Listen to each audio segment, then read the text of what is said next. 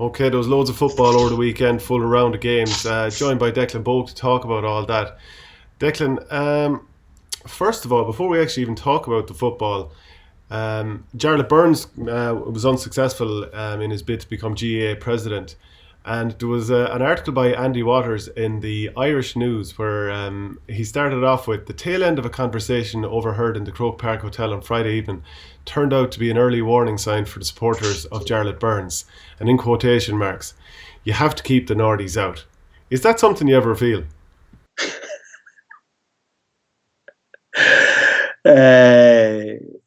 Uh, I've no doubt. Well, obviously, Andy is impeccable honesty and brave enough to actually say what. But if you're asking me, is that a typical attitude that is among the GA? Probably it's not typical, but it's not unheard of. It's quite common for different hurling teams and football teams that are meeting opposition down the country to have things said to them. And I'm only going to go now on things that were said directly to me. I remember uh, Cushendall hurlers and Antrim hurlers both have had it hot and heavy, being told to go back to your queen and whatnot. Like one county in particular are serial offenders at it, which will remain completely. I'll not name them, but they certainly had an incident with Armagh and Kieran McKeever, wasn't it? Um, Back in the middle part of the decade, and prior to that, Donegal in 2011 had a number of things said to them, like about being Nordies and mentions of the loyalty towards the Queen, which is quite funny when it's said to Donegal, like it's probably even more bizarre. But I look, the things like that, it's hard to know what gets inside people's head to even make a comment like that, or someone who would be listening to it that would give it any credence. But it's sometimes it's definitely there. Do you think sometimes What do you people think say in it terms of because. Do you think sometimes people would say that to somebody from Ulster because not that they necessarily even believe it, but just because they know that it'll sting? probably? What's the point in saying it unless you know it's going to sting? We're not there to make friends in the field or anything like that. But if if there's any element of that at GA official level, where serious people are being like highly qualified people. The people who are up for GA present this year is a strong field, very experienced administrators, clever people with vision. And if there's a Yahoo in the hall that is talking like that, then that fella needs rooted out, or woman, whoever it is. That's a ridiculous state of affairs that someone would actually go on like that, and if, it would be even worse if someone actually truly believed it. But certainly, like we're not immune to knowing, to hearing things, and there would have been certain amount of stuff put out uh, about politics and people's political allegiances ahead of this election, and some people believing that Jarlath Burns and some kind of connection to Sinn Féin there, that he needed to be kept out. You know, uh, go on ahead. Sorry. Do you find that stuff like the anthem and the flags, stuff that is potentially polarising, is put in front of someone like Jarlath Burns because he's an Ulster candidate rather than maybe Larry McCarthy, who did get through, who's from Cork and based in New York? Um, it's that's a really tricky one, and I'll tell you why. It's very easy to be staunch, almost militant Republican and all that when there's no chance that you're ever going to be asked to do anything about it. And someone like Jarlath Burns is an educator, right? Jarlath has been teaching children. He's headmaster of a huge school, and Jarlath, there's a real intellectual curiosity about him. He brings his pupils to the Museum of the Orange Order, and he goes on ventures like that with his. Uh, he has, he's a target of broadening these children's education and gaining a greater understanding of different backgrounds. And when people say, well, what about the national anthem and what about the tricolour? He has said, and he repeats that is his flag, that is his anthem, that's what he likes to stand for. But in the context of a new Ireland, like, and this would only be with consent of unionists. Well, number one, the flag would have to go. Number two, the anthem would possibly be different. And he said he would consider this, that maybe if both of them were went, then there might be some kind of a take up of games among unionist people. And I don't see the problem with that. I don't like. I mean, this is someone floating an idea for discussion. Does everyone's positions then, in some ways, and this is laughable that Jarlath was seen as being soft or something like that, or like anti-nationalist, or people like to pigeonhole each other and then hold that against them. Ha! Told you. There you are. There's his weakness. Like, what was wrong with a man like that who's well able to debate matters in a expansive style, putting something like that up for discussion, waiting to see then what the reaction was. And the reaction was that a group of journalists were in an All-Stars tour in Dubai in 2016 when Egon O'Farrell, the then president, echoed those sentiments. And that came out of nowhere. There wasn't a question about the flag or anthem like that. He went himself and answered a different question about numbers of people playing Gaelic games overseas, and then broadened out the conversation to include flag and anthem. And again, don't see the problem with that. Like,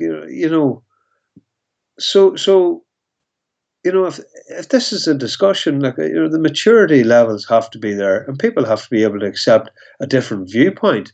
And it doesn't always mean that that's your fixed point at forever either. Like, Jareth can change his mind just as quickly as I can change my mind too. What I wonder then, does it lead it, like, that sentiment of keep the Nordies out? Does it even lend itself to how people are reviewing matches like Tyrone and Dublin at the weekend? So, Tyrone obviously beat Dublin, but there was the tunnel bust up at half time. Pádraig Hampsey was the only one that got a card, so that was apparently for verbals.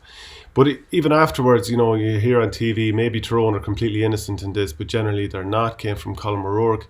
Right. Desi Farrell was asked about it afterwards, and he says, all I'll say is that we came up here to play football, and that was needless what happened at halftime. So do you think the overall sentiment feeds into how this is looked at? Okay. Yes, I would like to think not, possibly. I'd be worried just that Tyrone people are being accused of maybe indulging a wee bit of victimhood sometimes, right? Oh, because poor us, and we're always getting it. Like, whereas, they may have a point. They may have a very good point. I mean, Dublin were involved in a in-house or secretive game against Armagh, where one player required hospital attention, a hospital stay after that. Dublin had previously been up on Healy Park in '06, and you can look at the video footage yourself and judge who the instigators of that row was, and it was unbelievable. It was far, far worse. Some of the commentary around it is just disturbing, and some of it's just downright hilarious. I mean, Thomas O'Shea saying he was shocked by the images, and Colin O'Rourke too. I mean, those two. This is the kind of stuff that in 10 years' time becomes real dinner dance fodder, like, or they're giving a speech at some event and they say, oh, you always needed to have your wits about you whenever you come up to Healy Park, you might get a slap, and the chuckles will start. And people aren't as offended by all that stuff as others like to make out. I mean, you look at YouTube and there's International Rules Massive Hits video, and just checking it now, 230,000 views put up 6 years ago from the sort of footage or the carry on that used to go on in the middle of the last decade. Like, there's a row every year in Gaelic football and hurling. Like, there's, it's our inability to deal with it or to come to terms with it or to properly punish it I don't know how you go about punishing something like that because the footage is so inconclusive. You cannot identify one man and say, right, that person threw a punch and that connected with X. So what I expect to happen is very little because even the footage from above didn't really show the other line. You can see a line of Tyrone players and you couldn't see who was on the other side whatsoever. And you're not going to start identifying people by the colour of their gloves. Frankly, the whole idea of fully developed athletes boxing ahead of each other with impunity like that is crazy. It's mental and it can kill. The one punch can kill thing has been hammered home by government bodies and even in in Ulster and even in a town like Omagh. That has happened on Saturday nights far too often. And really that comes down to you got to question a wee bit of the stewarding there. I mean, when they first brought in the rule that you had, each team went down the tunnel at different times, and there would almost be a line of stewards. Like, we've got to wonder what happened there. Were they short-handed, or were some players just intent in getting a bit of a row going? And you can't treat people like children either. They will push past you are there maybe as a volunteer with a high-vis jacket on you. It's not your responsibility to stop a row. And some players might just walk on past you and say, get out of my road. Like, what are you meant to do? Hold them back? That's not going to happen. And so you were at the game. Could Yeah. you see much of what was happening when that broke out at half time? No, because we were in the press box across the way. You got to hear a bit of a kerfuffle when I'd say just, but you couldn't see anything. It wasn't visible to any of the journalists. Like, they were just seeing it and reading of it on Twitter and whatever else. Is there a real nastiness between these two teams? Like, do you get that sense from living in Omagh that, I know you're a Fermanagh man, but do you get the sense that they have a real distaste for Dublin? And, obviously the previous decade, Tyrone were winning all those big games against Dublin, but the script has been flipped completely since. Yeah, I think among the players, I don't think there's any love lost. Funnily, the spectators get on. They get on very good, I live in Atnacloy, which is right on the border, and the Dublin fans have they've established a bit of a small tradition over the last few years of stopping at Aidan McEntee's monument there and getting their photograph taken. And the local club here, Ahalou, on Saturday night had their clubhouse open, so anyone that wanted to go and do that, go up to the monument, they could come and use the club rooms and get a free cup of tea and use the facilities in there. And even in Omagh, the town comes alive. When they were up the last couple of times over the summer, 2018, the entire town was like a carnival with beach balls being banged around up in the air and all that. Like, it was a bit like maybe Liberty Square in Thurles in the day of a Munster hurling final. But among the players, there's an edge. There's absolutely an edge. You do get an insight sometimes in these All-Star tours. Like, there was another tour where two Tyrone players, I've seen them with my own eyes, two Tyrone players were doing a wee bit of a routine in the gym. And then a couple of Dublin players walked in and they stopped immediately. The Tyrone players stopped. And they just didn't continue. They might have went on to an old spin bike or something like that. But whatever they were doing at that time, they completely stopped when the Dublin players came in. And they never went back to doing what their routine was. That's very interesting. Just that level to think that they'll somehow understand how we're training or whatever it is. What you're doing in the gym in December, and you want to hold that back and not let anyone see it. But I can understand that. Like, if the shoe was on the other foot, the Tyrone boys walked in, and Dublin players, I guarantee you, then they could down tools as well. But that's not the normal, like, Shane. Even going back, you read Donal Cusack's book and stuff like that, and people talk about like Cork and Kilkenny hurlers being away and on an All-Star game, and was it? I don't know where they took it to. They take the one to Argentina. There was one down there. There was more in Singapore. Like, I even remember being at the one in Boston, and it was very, very clannish. I thought the Dubs. Was it 2014 or 2014? It was, yeah. And the Donegal and Kerry players wouldn't even look They wouldn't even spend any time in each other's company whatsoever, did they? Yeah, and I felt that the Dubs probably kept to themselves, but there was probably enough of a group of them that they could stay with themselves and still be in numbers and be like, we don't really need anyone else to have the crack. Mm. Now, that's no slight on them. I'd say we'd all be a bit clannish. Hey, yeah, it is noticeable. Some of those, and then you get some guys who are out on their own from a county, a less heralded county, or that had a good year and got recognition and got an All-Star nomination and got on as a replacement. And because they're not a threat, because the county's not a threat, then everybody loves that person, and he goes like a social butterfly between each of the social gatherings. But it's probably familiarity as much as anything too. Like, we're in danger of reading too much, and it could be just like this. This is a guy that I've spent 4 or 5 times a week with for the last 5 years. So what am I going to do? I'm going to go to coffee with him rather than having to try and make small talk with the fella from 200 mile away. Well, actually, there's a funny one. A couple of years ago, I think it was the 2017 county final. Myself and Niall Corcoran, who would play for Kilmacud Crokes, played for Dublin, Galway, man.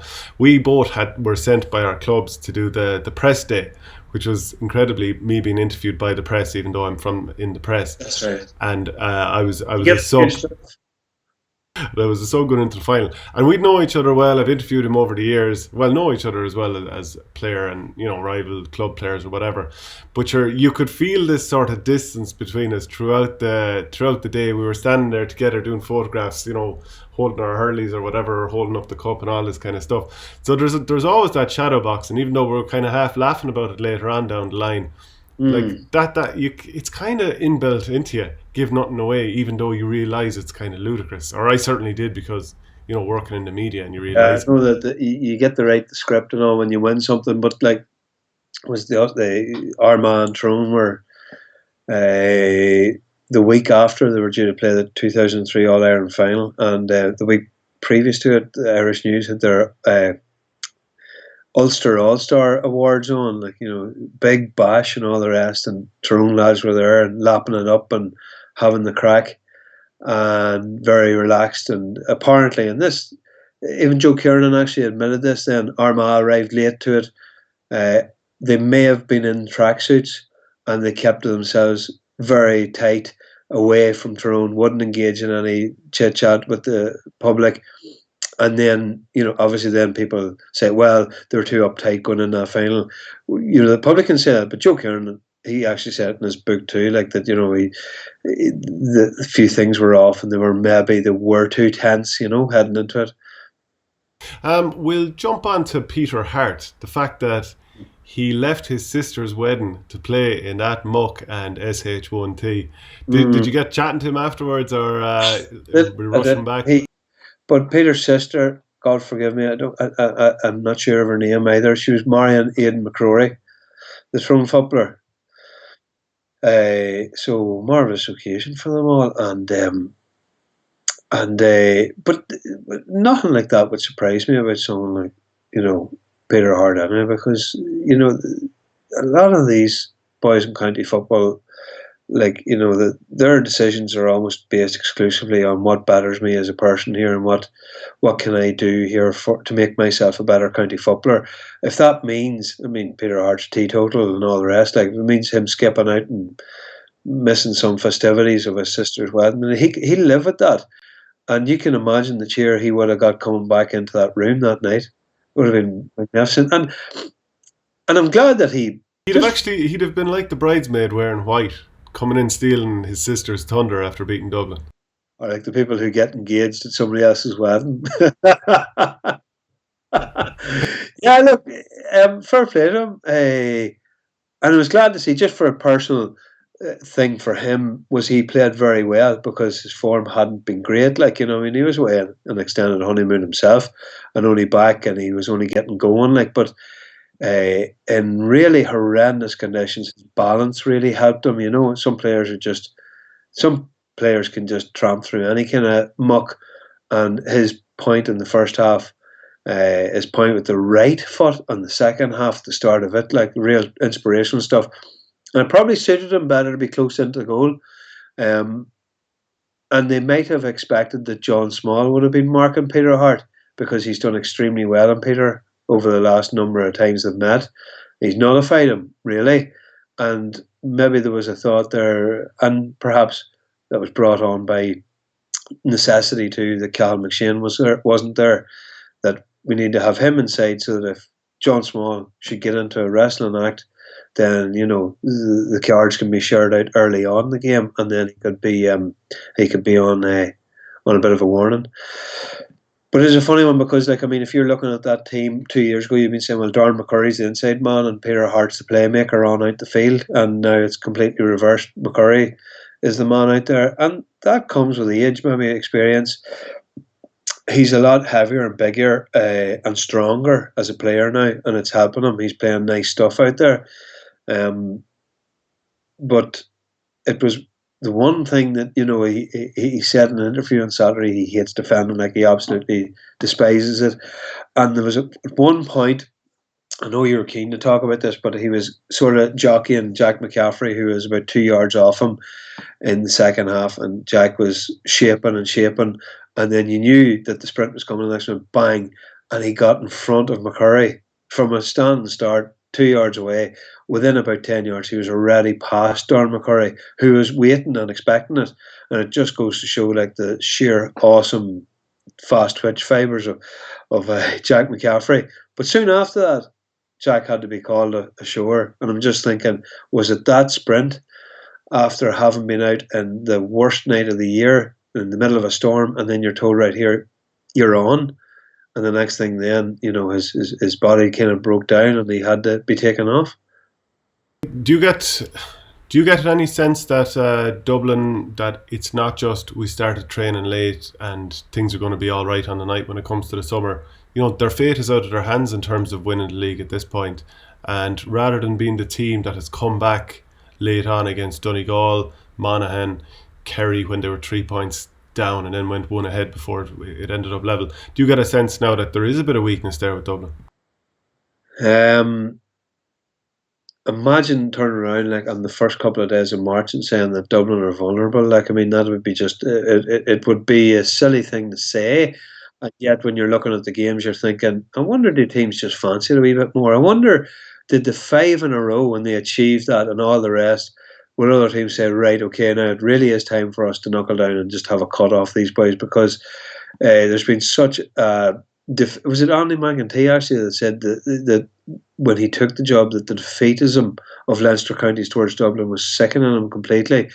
And I know that probably hasn't turned out the way he wanted it to, but maybe the other counties, the Monaghans and Donegals and Tyrones, have said, yeah, we're just sick of sort of meekly accepting this, There is that aura. Just Jim Gavin leaving kind of chips away a small bit at the aura or it going. But then you need a couple of defeats to sort of double down on that, and teams to actually think, right, well, actually, maybe this thing isn't quite as strong as it was. Context, okay. Stephen Cluxton's not there. And forgive me here if I'm going through players that have already retired. Dermot Connolly, is he coming back at some stage? Well, we haven't heard that he's retired, so I presume so. But McKeown or some of those Dublin journalists would actually ask that question. It'd be great, wouldn't it? And then you've got Conor Callaghan, Jack McCaffrey, fully fit Jack McCaffrey, Philly McMahon, John Small back into the starting lineup. I'm just thinking of the team they put out against Tyrone. You're not comparing like for like. You're talking about a very heavy pitch that had an awful lot of water on it. And Tyrone struck late in the 69th minute. Rory Brennan's goal came. The extravagant time added on wasn't given in this case. It was only 4 minutes. And you just wonder, well, I wonder if there was 8 minutes added time added on, would Dublin maybe have just rescued that game? And if they had have, then you'd be saying, well, they just are invincible. So you can't judge anything. And Tyrone, in fairness to them, Liam Morgan, Mickey Harte both said, we cannot judge ourselves on this whatsoever. They're not silly enough to think that beating Dublin on the 29th of February is any indication of what might happen in an August meeting or a July meeting. It's so important that what you're saying there about the fact that the extra time or the injury time was shorter than it might normally be. I mean, and things can turn in the space of a minute. Like Keith Higgins misses a late chance for Mayo to get a draw against Kerry. Meath have lost 3 of their 5 games in the league by less than 1 score. But at the same time, if you get a result or lose a result on the basis of that, it can change the complexion, and then all of a sudden people do think, right, we might actually be able to beat Dublin. I mean, you've been involved with teams. You know that something as simple as 1 score changing a result means that everything is right or everything's wrong. Yeah, momentum shifters. Just think back to was it? No, I think it was in Castlebar. Was it the last league game of 2018 for Mayo Donegal, where Kevin McLaughlin had the 522 steps and kicked the ball over the bar, and Declan Bonner was incensed because it did that send Donegal down. Yeah, I think Mayo were going down and they sent down Donegal. And that's Mayo, like in the last play of the season, rescuing their Division 1 status, and then something like that might occur against Tyrone in Castlebar on the last day of this year. And like last year, then Mayo go and win. They proved themselves to be the most consistent team over the course of the league by winning it. So it all feeds into momentum shifters. Can come in a turnover. It can come in a disputed line ball that you win. But we shouldn't be. Well, it's tempting to, but you do always read into the results of the league far too much. When you look at it, like it's an entirely different competition. As John Horn says, it's wildly optimistic, trying to fit all this. I mean, you're fitting all this into two and a bit months, and you're meeting people like on the school run and stuff like that, right? And the first thing you say is, well, what about Fermanagh's result, or what about Dublin, or what about...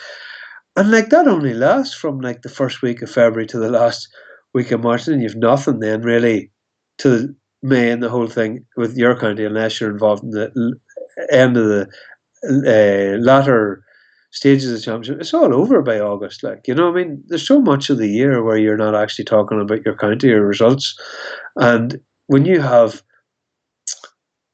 a tournament like the league, where you're playing teams of equal ability and all the rest, and you're playing them in the conditions we're playing them in, and then you say, okay, April comes and every pitch in the country is dried off, and it's a completely different sport almost. Should that game have gone ahead? Like just in brief, no?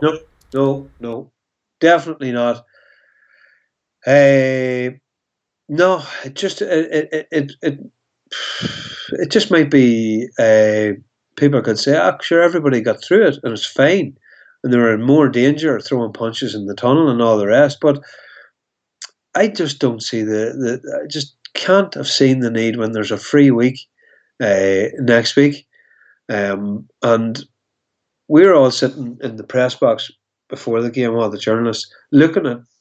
We think it was Conor Riley in the bobble hat. The TV cameras would have picked it up better. Was that Conor Riley in the sort of green and yellow? Yeah, that looks weird. Shaking his head, and Mickey Harte was close by him. A couple of Dublin officials were. I was watching some of the Omagh officials still pushing the water drainers, the big machines, the drums, and the suck up the water, and thinking, well, they wouldn't still be pushing it if the game's off. They wouldn't be pushing for nothing. But we were amazed that it went ahead. And it's all right saying, God, they played it off and it's fine, and the referee made the call. It was crazy. For me, it was just crazy because you could see a couple of occasions where players were going down the ball, or they were running flat out and seeing another man coming up, and they just tried to poke it in front of them rather than bend down and risk maybe someone coming in from the side, losing their foot and cleaning you completely out of it. Because like even watching the Galway against Tyrone game the week before when McShane did his ankle, I remember looking at that pitch early on in the game thinking, this thing looks like a bog. And you know, and week after week now after watching the league, I've thought someone's going to get injured out here. I think Niall O'Mara for Tipperary, I don't think the pitch helped his ankle injury yesterday and would have played its part. I thought McShane probably did his ankle in some part due to the pitch as well. I mean, just because lads got away with it that night, I mean, there are definitely lads even picking up muscle injuries because of how heavy it is on their legs. Yeah, that's what you're going to be training probably in conditions similar to it. It's just a heavy time of the year. I'm no expert on climate change, but it would appear that unpredictable weather has been for the last number of years. The amount of storms we get, we're not getting a severe winters anymore. We're not getting the hard frost, which perversely can really help a pitch. We're getting floods. We're getting an awful lot of water. We might get Danny Healy-Rae on just to confirm some of this. Oh, he would be the guy. He would be the guy. He'd be very based in science. But it's only anecdotal. You're not going by your own thoughts on it. But more rain, more storms. As good as the advances have been in turf technology, there are clearly pitches that are struggling, and this is where it comes into the Eden Dork factor and things like that too that we were kind of talking about before this started. Is something's been lost a wee bit in the GA when they said, right, that is, you have to nominate your county ground, and there you are, and that's it. Now, some have more than one. Monaghan do a good job in recycling the venues through Blaney and Inniskeen as well as Clones. And yesterday it was brilliant for the Ballyshannon club to get a gate for Donegal Monaghan, two teams that aren't far away, that Monaghan could travel and to put it into the south of the county rather than having to go all the way up to Letterkenny. And Pat Nolan had a stat saying Donegal may have lost their last 6 league games in Letterkenny, but they've now won 9 and drawn 1 of their last 10 in Ballyshannon. That's amazing. And it's brilliant for a town like Ballyshannon, which is a little bit like Blackpool in some senses. It's it would have been a very popular tourist kind of a town in its heyday. It's not far from where I grew up, and we used to go down to the Rory Gallagher Festival. That's the blues guitarist now, not the... what's your favourite song from Rory Gallagher? This is a crucial question. Going down to my hometown? I'd go with Bad Penny. Mm-hmm. Mm. Yeah. Till I fall apart as well. I'd give that one big hop. Yeah. No, there's a brilliant statue of him in the middle of the town. Anyway, the pitch is on the other side of the town. I think they call it the Rock. Like you're up. There's probably not a big pile of danger of it flooding. But that's you miss those kind of things. Derry used to play the odd game of ball on the screen, and one former reporter said it was known to be the coldest place known to man after being there for a league game.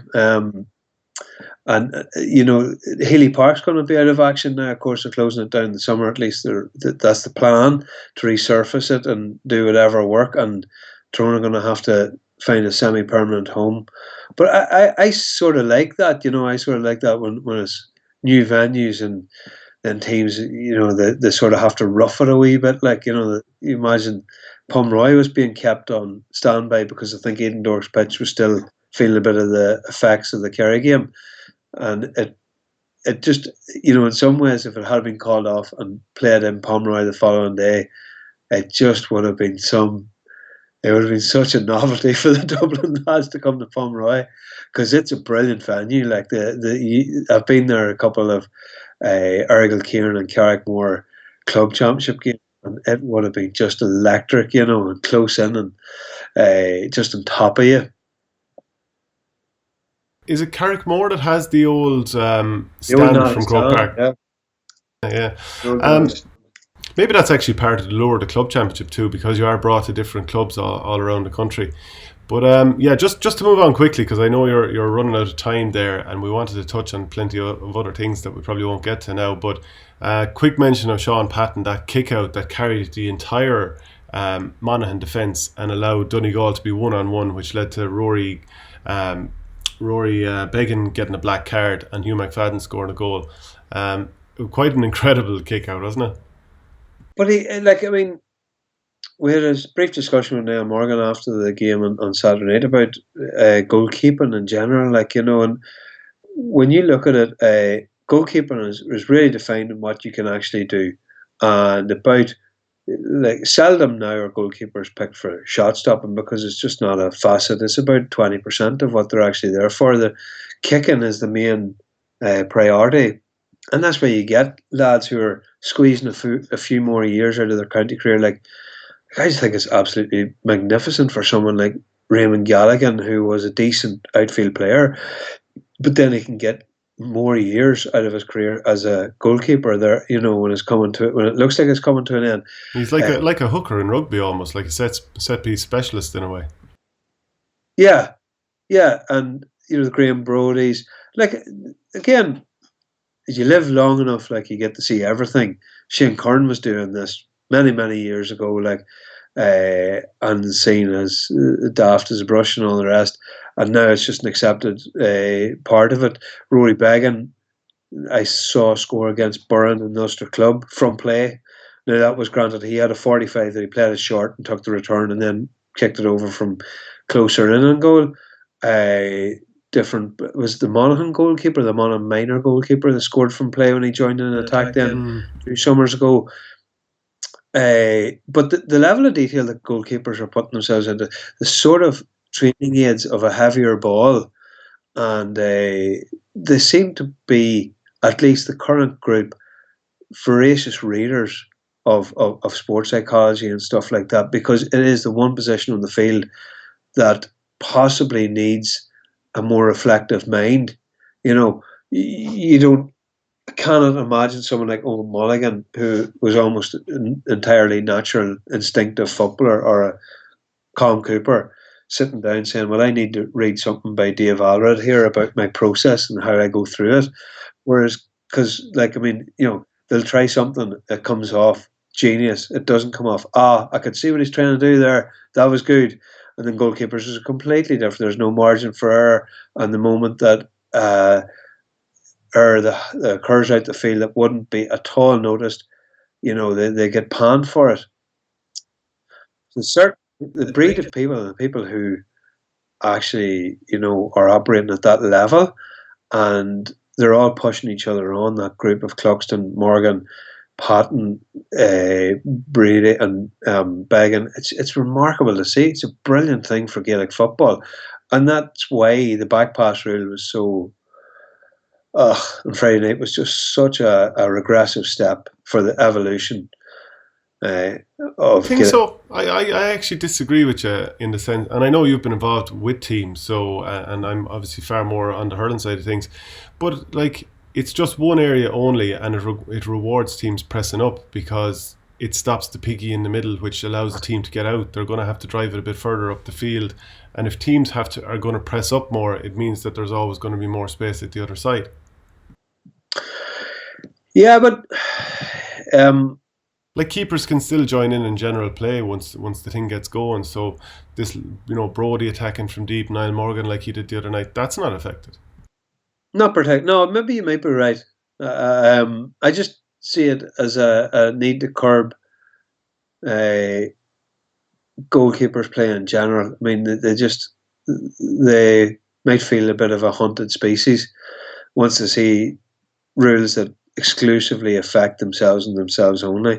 So take your point in that maybe it does stop a wee bit of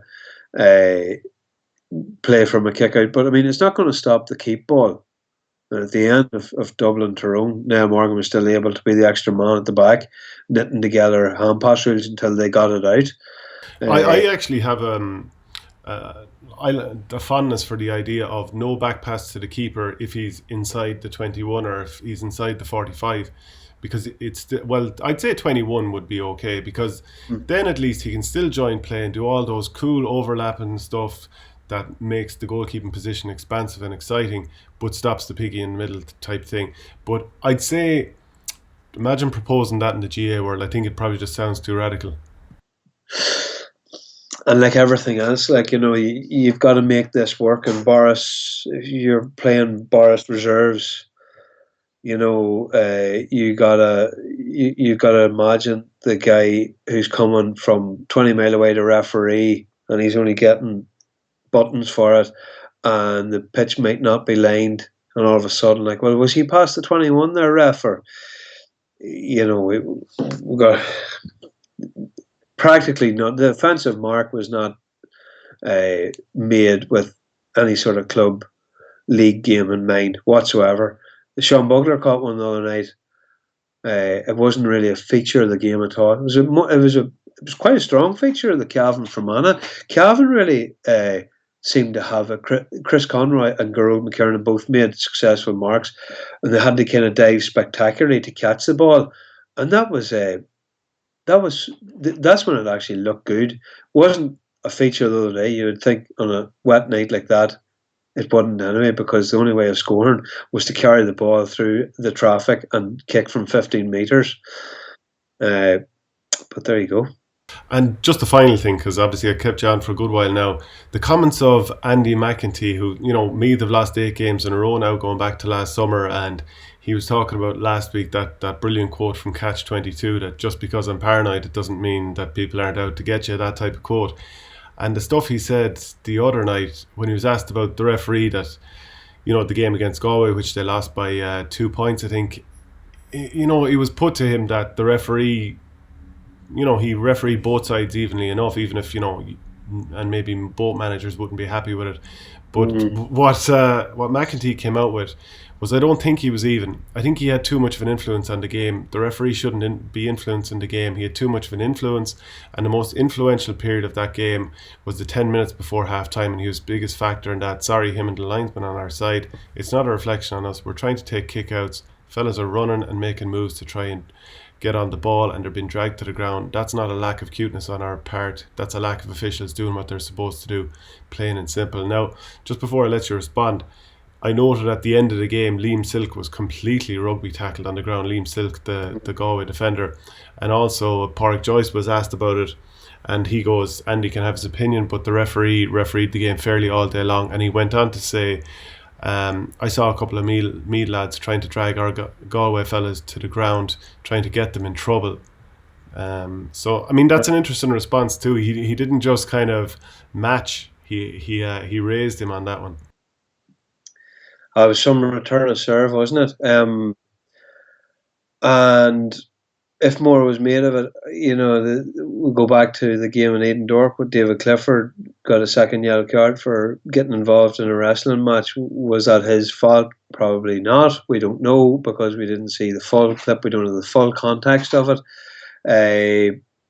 But it's absolutely, teams are fighting for their lives, and they're going to do that. As for Andy's comments, he's always asked these things. He's always going to give a straightforward. He's a pretty straightforward guy. He's going to give a straightforward opinion. If it appears negative the whole time, then that loses its effect a wee bit. But I can understand. Anyone who's ever stood on a sideline and watched foul play being ignored, or if they're trying to communicate with the linesman and the linesman's ignoring them, or trying to get messages onto the referee or ask or dispute it, and that's not, it's an awful place, and it's total frustration no matter what level. This could go down to under 16 minor right up to senior. And there's a couple of emotions in the Clara Congress that would have been interesting, in terms of certain players who are allowed to dispute certain calls. That would have been a step in the right direction, I think, for Gaelic football. But there's a very kind of high-handed attitude that can come from some officials towards team managers, and on the other side of that, team managers who are shouting and roaring on the sideline don't do themselves any favours either, because that's just, some of them are just a ball of aggression. Yeah, whether he's right or wrong, he certainly isn't helping himself, because it just... No, it's like the boy who cried wolf, a wee bit it's Andy off on one again. But that's not to say that he mightn't be right either. He might be totally right in what he said, but he's only ever going to give his version of what he saw. He's not going to say, I thought the referee favoured them, but then one of our lads tried to wrestle himself. He's not going to admit that. Well, look, we could stay talking football all day, because we've only really scratched the surface with Division 1. But cheers for joining me, and no doubt we'll chat again. All right, Shane, thanks.